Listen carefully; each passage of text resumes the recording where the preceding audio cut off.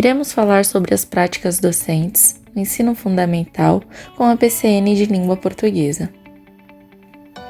O PCN, que são os Parâmetros Curriculares Nacionais, é uma base desenvolvida pelo governo federal, na qual educadores encontram referências para preparar suas aulas em todas as disciplinas e séries escolares.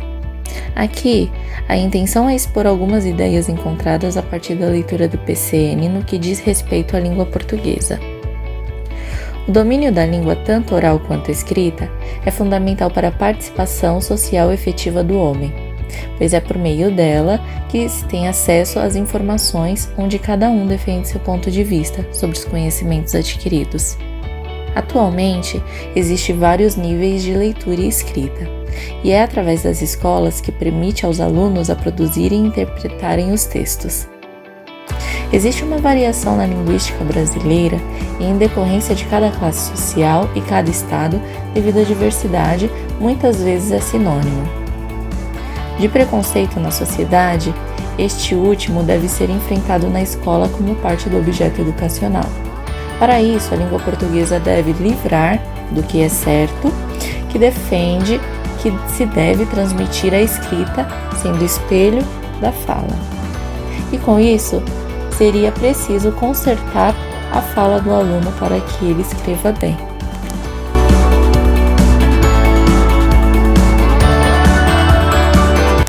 Que cada PCN seja uma ferramenta capaz de permitir com que o aluno saiba analisar os avanços de dificuldades envolvendo o conteúdo, promova a integralidade entre o ensino e a aprendizagem, seja uma verificadora do nível de conhecimento que o estudante detém, possua questões que possam ser respondidas através da relação entre os conteúdos estudados e acontecimentos cotidianos, apresente questões discursivas capazes de permitir ao aluno dispor suas ideias em prol do tema apresentado. Envolva questões de múltipla escolha, pois permitem ao aluno comparar afirmações na busca pelo acerto.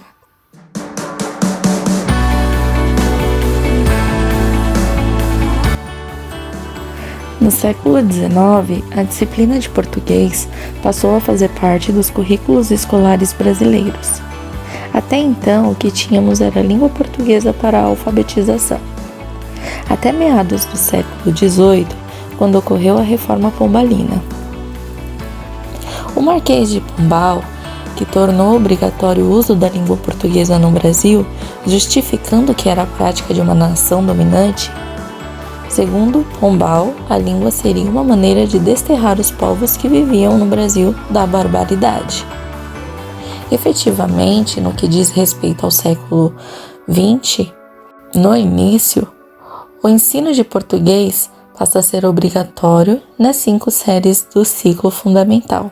A década de 50 trouxe importante contribuição para o ensino normativo da língua a promulgação da Portaria de número 36, de 28 de janeiro de 1959, popularmente conhecida até hoje como Nomenclatura Gramatical Brasileira.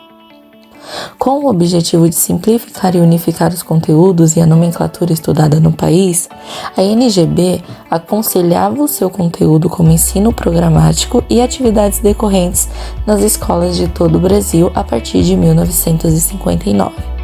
Mas até hoje vemos as gramáticas, os livros didáticos e os programas escolares dividindo o ensino da língua portuguesa em segmentos.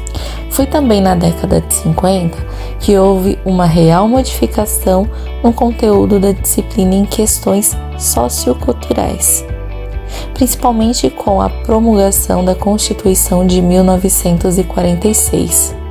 Foi desde então que aumentaram as possibilidades de acesso à escola. Com a democratização, os filhos dos trabalhadores chegam à escola, o que nos anos 60 duplicou o número de alunos matriculados no ensino primário e quase triplicou a quantidade destes matriculados no ensino médio. Nos anos 70, o ensino do português sofreu mais uma radical mudança, em virtude da promulgação da Lei de Diretrizes e Bases da Educação, que é a 5692/71. Nos anos 80, começaram a circular entre educadores livros e artigos que davam conta de uma mudança na forma de compreender o processo de alfabetização. Deslocavam a ênfase habitualmente posta em como se ensina e buscavam descrever como se aprende.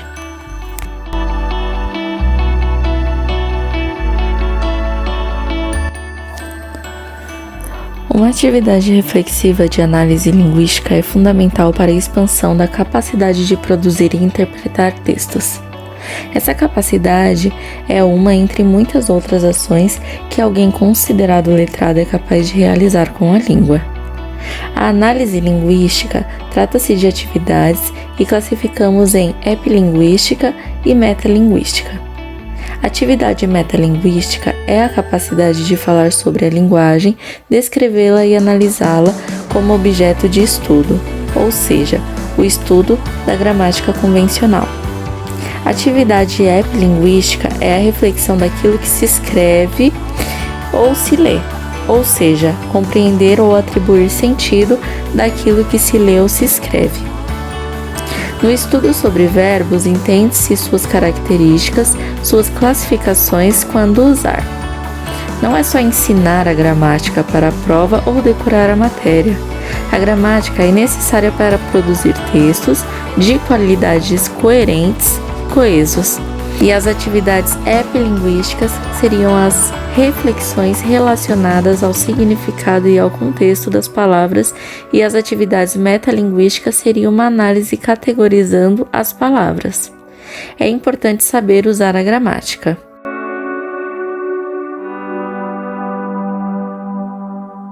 Os principais objetivos para primeiro ciclo são compreender o sentido nas mensagens orais e escritas, utilizar a linguagem oral com eficácia e adequá-las às intenções e situações comunicativas e produzir textos escritos coesos e coerentes. Mas nesse caso não fala sobre a ortografia e pontuação, mas sobre o sentido do texto.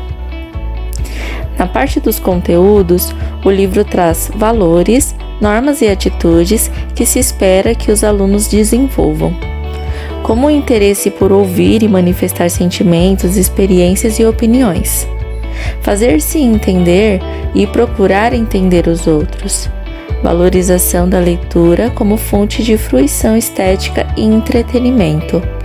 Na sequência, são apresentados os gêneros adequados para o primeiro ciclo, linguagem oral e escrita. Para a linguagem oral, são contos de fadas, mitos, lendas, poemas, parlendas, adivinhas, piadas, entrevistas, notícias, seminários e palestras. Para a linguagem escrita, receitas, listas, embalagens, rótulos, calendários, bilhetes, cartões, HQs, quadrinhos, cartazes, folhetos e textos de jornais e revistas infantis.